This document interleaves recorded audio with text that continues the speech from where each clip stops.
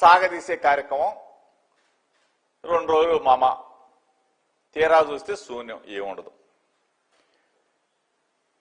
అన్నమో రామచంద్ర అంటే అన్నం పెట్టి దిక్కులేని పరిస్థితిలో మనం చూసాం. ఈరోజు దీనావస్థలో, దిక్కు తోచని పరిస్థితిలో రైతన్న పొలం గట్ల మీద కూర్చొని నా ధాన్యం కొనండి, నా ధాన్యాన్ని ప్రభుత్వం తీసుకోమని చెప్పేసి అడుగుతా ఉంటే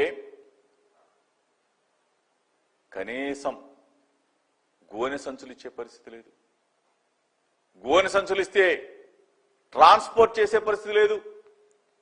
ట్రాన్స్పోర్ట్ చేసి తీసుకొస్తే మార్కెట్ యార్డులో 10 రోజులు 15 రోజుల పాటు రైతన్నల్ని ఇబ్బంది పెట్టి పాపం రైతులు ఆ మార్కెట్ యార్డులో టవలేసుకొని పడుకుంటున్న పరిస్థితులు దేనగాథలు. చంద్రబాబు నాయుడుని అడుగుతా ఉన్నా, నీ సొల్లు ఉపన్యాసాలు మానుకొని కలెక్టర్లందరినీ కూడా ఆ జిల్లాల్లో రైతాంగం పడుతున్న బాధల్ని, వ్యధల్ని, కష్టాలని, కన్నీళ్ళని చూడమని చెప్పి కోరుతా ఉన్నా.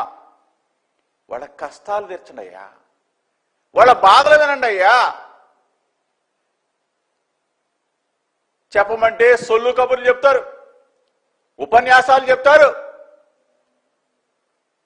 ఎంఎస్పి ప్రైజ్ ఇవ్వండి, కల్లాల్లో ధాన్యాన్ని కొనండి, రోడ్ల మీద ఉన్న ధాన్యాన్ని కొనండి, మార్కెట్లో ఉన్న ధాన్యాన్ని తీసుకొని వెనువెంటనే డబ్బులు చెల్లించమని అడుగుతా ఉన్నాం.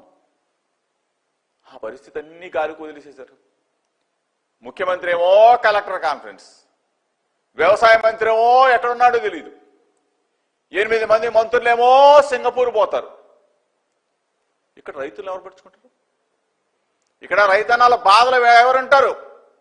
ధాన్యం ఎవరు కొనుగోలు చేస్తారు? మొక్కజొన్న ఎవరు కొంటారు? పొగాకు ఎవరు తీసుకుంటారు? మిర్చి, పత్తి, ఈ పంటల్ని ప్రభుత్వం ఉందా? ముఖ్యమంత్రి ఉన్నాడా? వ్యవసాయ మంత్రి ఉన్నాడా అని రైతన్నలు అడుగుతా ఉన్నారు. ఇటువంటి దిక్కుచోసిన పరిస్థితుల్లో రైతన్నలు ఎప్పుడు వర్షం పడుతుందో తెలీదు, ఎప్పుడు వడగళ్ల వాన వస్తుందో తెలీదు, ఎప్పుడు తుఫాన్లు వస్తాయో తెలీదు. ఈ పరిస్థితిలో అరణ్య రోదనగా ఉన్న రైతాంగాన్ని పట్టించుకోకుండా కలెక్టర్లు అందరినీ తీసుకొచ్చి ఇక్కడ కూర్చోబెట్టి 2 రోజులు సొల్లు చెప్తారా? ఏముందని చెప్తారు? 7వ కాన్ఫరెన్సు, 7వసారి కలెక్టర్ల కాన్ఫరెన్సు. ఏం చెప్తారు?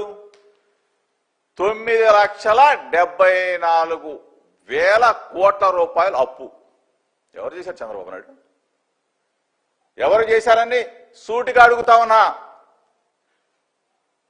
నీకు రాష్ట్ర విభజన జరిగినప్పుడు 14లో నీకు అధికారం అప్పచెప్పినప్పుడు ఈ రాష్ట్రం అప్పులు 1,40,000 కోట్ల 717 కోట్లతో నీకు అప్పచెప్తే నువ్వు దిగిపోయినాటికి 3,90,247 కోట్ల రూపాయల అప్పుతో దిగిపోయేవే. ఏ ఒక్కరికైనా ఏమన్నా చేసావా? ఏ సంక్షేమ పథకమైనా ఇవ్వగలిగావా? 14 నుంచి 19 దాకా చంద్రబాబు నాయుడు అని చెప్పేసి గుండెల మీద చేసుకోమని చెప్పమందు. ఈరోజు మేము చెప్తాం, సగర్వంగా చెప్తాం, ధైర్యంగా చెప్తాం. మా పార్టీ హయాంలో మా జగనన్న ముఖ్యమంత్రిగా 2019 నుంచి 2024 వరకు 3,90,247 కోట్ల రూపాయలు మేము అప్పుగా చేస్తే డైరెక్ట్గా ఆంధ్రప్రదేశ్లో ఉన్న అక్క చెల్లెమ్మల ఖాతాల్లోకి, అన్నదమ్ముల ఖాతాల్లోకి, రైతన్నల ఖాతాల్లోకి, విద్యార్థుల ఖాతాల్లోకి మొత్తం కూడా డిబిటి ద్వారా 2,74,000 కోట్ల రూపాయలు మా జగనన్న బటన్ నొక్కాడు. డైరెక్ట్గా బటన్ నొక్కాడు. అది ప్రభుత్వం అంటే, అది పరిపాలన అంటే. డిబిటి ద్వారా కాకుండా నాన్ డిబిటి ద్వారా 1,40,000 కోట్ల రూపాయలు నేరుగా ఇచ్చాం. ఇది మా ప్రభుత్వం, ఇది మా జగనన్న పరిపాలన. ఆ రోజున అందరూ కూడా సంతోషంగా రైతన్న దగ్గర నుంచి, అక్క చెల్లెమ్మల దగ్గర నుంచి, అవ్వాతాత దగ్గర నుంచి, విద్యార్థుల దగ్గర నుంచి ప్రతి ఒక్కళ్ళు సంతోషంగా జగనన్న బటన్ నొక్కితే పండగ చేసుకున్నారు. జగనన్న పథకం ప్రవేశపెడితే మురిసిపోయారు. జగనన్న ప్రతి ఒక్కళ్ళు కూడా రైతుని రారాజును చేసిన ప్రభుత్వం మాది. ఈరోజు రైతన్నని కన్నీళ్లు పెట్టిస్తున్న ప్రభుత్వం మీది చంద్రబాబు నాయుడు. ఒక్కసారి ఈరోజు సొల్లు కబురుతో కాలక్షేపం చేస్తూ అప్పులు చేశారని చెప్పేసి నువ్వేం చేసావు 2 సంవత్సరాల నుంచి? 2 సంవత్సరాలుగా చంద్రబాబు నాయుడు ఏం చేశాడని అడుగుతా ఉన్నా. నీ ప్రభుత్వం ఏం చేసిందని అడుగుతా ఉన్నా. అప్పులు తెచ్చి అప్పులు కుప్పలు తీసి ఆ డబ్బులన్నీ కూడా ఏమైపోయాయి? 2 సంవత్సరాల కాలంలోనే మొత్తంగా డబ్బంతా కూడా ఈ రోజున రైతన్న కన్నీళ్లు పెడతా ఉన్నాడా? డ్వాక్రా అక్క చెల్లెమ్మలు సుమారుగా 90 లక్షల మంది అక్క చెల్లెమ్మలు ఒక్క నయా పైసా ఇవ్వగలిగావా? రుణమాఫీ చేయగలిగావా? విద్యార్థుల ఫీజు రియంబర్స్మెంట్ ఇవ్వగలిగావా? విద్యా దీవెన గాని, వసతి దీవెన గాని చంద్రబాబు నాయుడు నువ్వు ఇవ్వగలిగావని అడుగుతా ఉన్నా. ఆరోగ్యశ్రీ కొన్ని లక్షల మందికి ప్రాణదానం చేసింది. మహనీయుడు డాక్టర్ వైఎస్ రాజశేఖర రెడ్డి గారి స్ఫూర్తితో కొన్ని లక్షల మంది ప్రాణాలను కాపాడగలిగాం. ప్రతి ఒక్కళ్ళు గుండె మీద చేసుకొని ఇదిగో మా ఆరోగ్యశ్రీ మా జగనన్న ఇచ్చాడు ఇదిగో అని చెప్పేసి గుండెల మీద చేసుకొని కార్పొరేట్ హాస్పిటల్కి వెళ్ళి ఎంత పెద్ద జబ్బు అయినా సరే నయం చేయించుకొని మరలా డబ్బులు తీసుకొని ఇంటికి వెళ్ళిన పరిస్థితులు ఎక్కడన్నా ఉందా చంద్రబాబు నాయుడు? మా ప్రభుత్వ హయాంలో తప్ప, మా జగనన్న పరిపాలనలో తప్ప ఎక్కడన్నా చూసావా? 29 రాష్ట్రాల్లో అని చెప్పేసి చంద్రబాబు నాయుడు అడుగుతా ఉన్నా, ప్రశ్నిస్తా ఉన్నా. ఈరోజు 2 సంవత్సరాల నీ పరిపాలనలో నువ్వు ఎక్కిన తర్వాత ఆరోగ్యశ్రీ అటకెక్కింది కదా. ఎన్ని వేల మంది, ఎన్ని లక్షల మంది పాపం జబ్బులతో విలవెల్లాడుతూ హాస్పిటల్ చుట్టూ తిరుగుతూ ఆరోగ్యశ్రీ లేదు, గీరోగ్యశ్రీ లేదు పో అని చెప్పేసి హాస్పిటల్స్ యాజమాన్యాలు బయటికి తరుముతా ఉంటే ఎన్ని వందల మంది చనిపోతా ఉన్నారు. కనీసం పట్టించుకున్న పాపాన పోయావా? ఈ రాష్ట్రానికి పరిపాలన ఉందా? ఈ రాష్ట్రంలో పరిపాలన ఉందా? ముఖ్యమంత్రి ఉన్నాడా? ఆరోగ్య శాఖ మంత్రి ఉన్నాడా అని చెప్పేసి ప్రశ్నిస్తా ఉన్నారు ప్రజలు. ఎక్కడ? ఒక పక్కనేమో రైతన్నుల విలువెల్లాడుతూ ఉన్నారు, ఒక పక్కనేమో విద్యార్థులు ఫీజులు కట్టక ఆ కాలేజీ యాజమాన్యాలు బయట నిలబెడతా ఉంటే ఆ తల్లి తండ్రి ఆ పిల్లలందరూ కూడా అల్లాడుతున్న పరిస్థితులు. ఒక పక్కన మన జనం పేషెంట్లుగా మారి, మనం ఏదన్నా జబ్బు చేస్తే పేషెంట్లు ఆ హాస్పిటల్కి వెళ్తే పొమ్మని చెప్పేసి కార్పొరేట్ హాస్పిటల్తో బయటికి తరుముతా ఉంటే చనిపోతున్న పరిస్థితులు. ఈ విధంగా రాష్ట్రంలో పరిస్థితులుంటే మీరేమో టెలికాన్ఫరెన్స్లు, వీడియో కాన్ఫరెన్స్లు, కలెక్టర్ల కాన్ఫరెన్స్లు పెట్టి ఏమి చెప్తారు? ఏం చెప్తావు? నువ్వేం చేసావు? Super 6, super success, super 7, super hit. Cinema డైలాగులు, సినిమా రాతలు వీటితో సూపర్ 6, సూపర్ సక్సెస్ కాదు Chandrababu Naidu. Super 6 utter flop అని రాసుకో. ఎక్కడ? నువ్వేం చెప్పావు? నిరుద్యోగ భృతి ఇస్తానని చెప్పిన చంద్రబాబు నాయుడు మాట తప్పాడా లేదా చెప్పాలా? 18 సంవత్సరాలు దాటిన అక్క చెల్లెమ్మలకి 1500 రూపాయలు ప్రతి నెల ఇస్తానన్నావా లేదా చెప్పాలా? 50 సంవత్సరాలు దాటిన ఎస్సీ, ఎస్టీ, బీసీ, మైనారిటీ అన్నదమ్ములకి, అక్క చెల్లెలకి పెన్షన్ 4000 ఇస్తానన్నావా లేదా చెప్పాలా? ఎక్కడ? 50 సంవత్సరాలు దాటిన వాళ్ళకి దేవుడెరుగు నువ్వు ఇచ్చిన పాపనా? ఉన్నవాళ్ళు బీకేస్తున్నారే, ఉన్నవాళ్ళు పెన్షన్ బీకేస్తా ఉన్నారు. భర్త చనిపోతే వితంతువైన అక్క చెల్లెమ్మకి పెన్షన్ ఇచ్చే నాదుడే లేడు. ఈ పరిస్థితుల్లో super 6 super 6 super 6 utter flop అని కొటేషన్ పెట్టుకో. మీ కూటమి ప్రభుత్వం అట్టర్ ఫ్లాప్ అయిందని చెప్పుకో. ఈరోజు రైతన్నల పరిస్థితి, విద్యార్థుల పరిస్థితి, అక్క చెల్లెమ్మల పరిస్థితి, ఆరోగ్యశ్రీ అందక ఆరోగ్యశ్రీని అటకెక్కించిన చంద్రబాబు నాయుడు. ఇన్ని వందల మంది, ఇన్ని వేల మంది చనిపోతా ఉంటే ఈ కాన్ఫరెన్స్లు ఎందుకు చంద్రబాబు నాయుడు? తగలేనా? దేనికి? ఎక్కడికి వెళ్ళాలా? నువ్వు ఎదురు కూర్చోబెట్టిన సొల్లు కబుర్లు చెప్పి కాన్ఫరెన్స్లు 2 రోజులు తింటే ఓ పక్కన అకాల వర్షాలు వస్తా ఉన్నాయి. కలెక్టర్లు వచ్చి ఇక్కడ కూర్చుంటే జిల్లాల్లో ఉన్న పరిస్థితులు ఏంటి? ఏదైనా కానీ ఒక్కటి మంచి పని చేయగలిగావా? అదేమంటే ప్రైవేటీకరణ, ప్రైవేటీకరణ, ప్రైవేటీకరణ. మెడికల్ కళాశాలలో ప్రైవేటీకరణ, పోర్టులు ప్రైవేటీకరణ, హార్బర్లు ప్రైవేటీకరణ. ఏది అమ్మేద్దామా, ఏది దోచేద్దామా, ఏది మింగేద్దామా, ఇది తప్ప వేరే ఆలోచన ఏమైనా ఉందా? ఈరోజు పోటీ పడతా ఉన్నారు.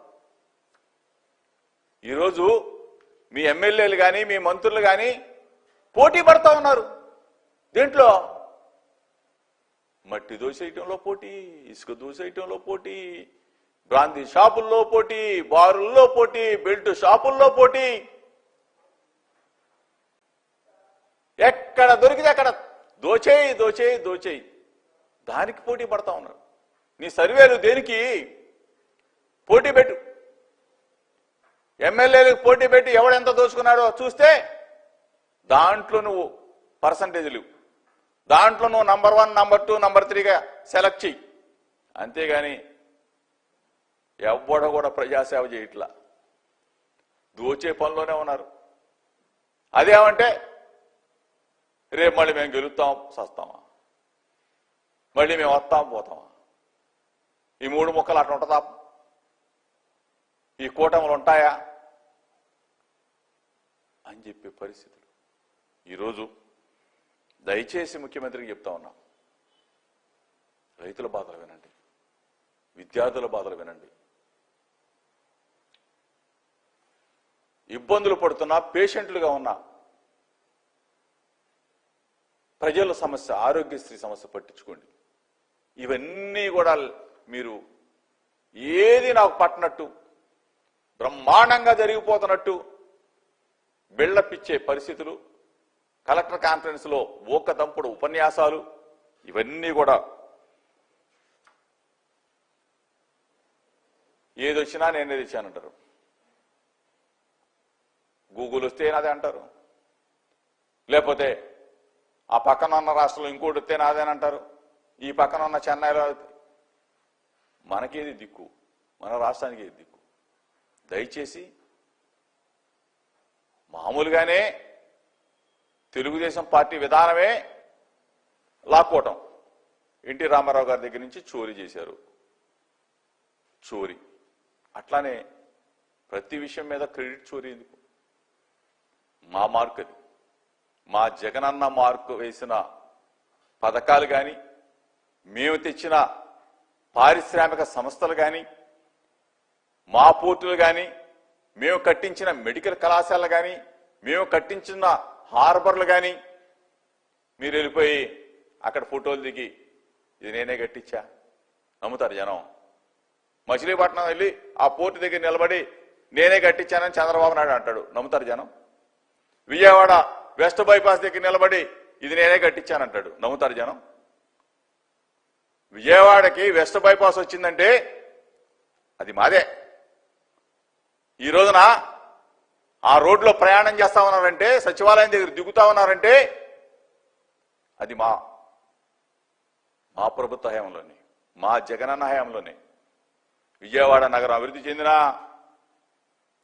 మచిలీపట్నంలో పోర్టు నిర్మాణం చేసినా, మూలపోర్టులో చేసినా, ఎక్కడ ఏ పోర్టు కట్టినా, ఎక్కడ ఏ మెడికల్ కళాశాల కట్టినా, ఎక్కడ హార్బర్ కట్టినా అన్నీ మాయి. ఆ దగ్గరికి వెళ్ళి రేపు ఫోటోలు దిగుతారు, మేమే కట్టించామంటారు. ఇది ప్రజలు ఎవరు నమ్మరు. మీ సత్తా ఏంటో ఈ 2 సంవత్సరాల్లో కనీసం ఫలాంది కట్టాం, ఫలాన్ దానికి శంకుస్థాపన జరిగింది, ఫలాంది ఆంధ్రప్రదేశ్ రాష్ట్రంలో ఈ పరిశ్రమ వచ్చింది చెప్పనండి. దయచేసి ఈ ప్రభుత్వానికి చెప్తా ఉన్నా, దయచేసి ముఖ్యమంత్రి గారికి చెప్తా ఉన్నా, మీరు మనసు పెట్టి ఇమీడియట్ గా రైతన్నల పక్షాన నిలబడిన, ఈరోజు రైతులు పడుతున్న దీనగాథల్ని, కష్టాలని, ధాన్యం కొనుగోలు చేయండి, మొక్కజొన్న కొనుగోలు చేయండి, పొగాకు కొనుగోలు చేయండి, మిర్చి. ఒక పక్కన మామిడి రైతాంగం మొత్తం కూడా హలో లక్ష్మణ అని చెప్పేసి గుండెలు బాదుకున్న పరిస్థితులు. అకాల వర్షాలతో మామిడి రైతాంగం మొత్తం కూడా, మా హయాంలో మామిడి రైతును కూడా ఆదుకున్న ప్రభుత్వం మా జగనన్న ప్రభుత్వం, మా వైఎస్ఆర్ కాంగ్రెస్ పార్టీ ప్రభుత్వం.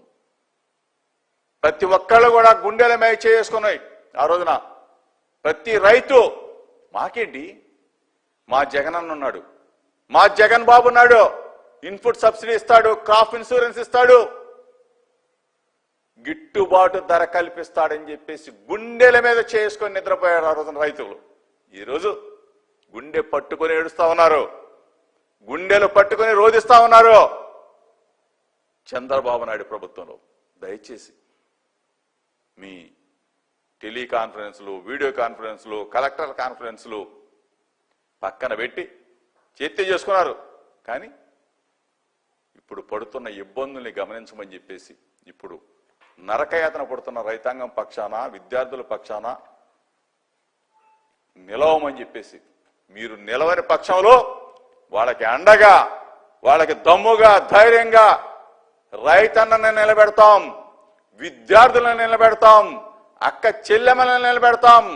రాష్ట్రంలో మొత్తం రాష్ట్ర ప్రజానీకానికి మొత్తం కూడా వెన్నంటి ఉండే వైఎస్ఆర్ కాంగ్రెస్ పార్టీ, వెన్నంటి ఉండే జగనన్న తోడుగా ఉంటాడు ఈ రాష్ట్ర ప్రజలకని చెప్తూ, రేపు రాబోయే జగనన్న ప్రభుత్వంలో మరలా అన్ని వర్గాల ప్రజలకి మేలు చేసే దిశగా అడుగులు వేస్తామని చెప్పేసి తెలుపుకుంటూ, ప్రతిపక్షంగా ప్రజల పక్షాన నిలబడతాం, ప్రజలకు అండగా ఉంటాం అని చెప్పేసి తెలుపుకుంటూ, మీ ద్వారా ముఖ్యమంత్రి మరొక్కసారి రైతుల పక్షాన నిలబడమని చెప్పేసి, రైతన్నలకి గిట్టుబాటు ధర, ధాన్యం, మొక్కజొన్న, పత్తి, అదేవిధంగా మామిడి రైతాంగం అందరినీ కూడా, పొగాకు రైతాంగం అందరినీ కూడా ఆదుకోవాలని చెప్పేసి వైఎస్ఆర్ కాంగ్రెస్ పార్టీ తరఫున డిమాండ్ చేస్తా ఉన్నాం.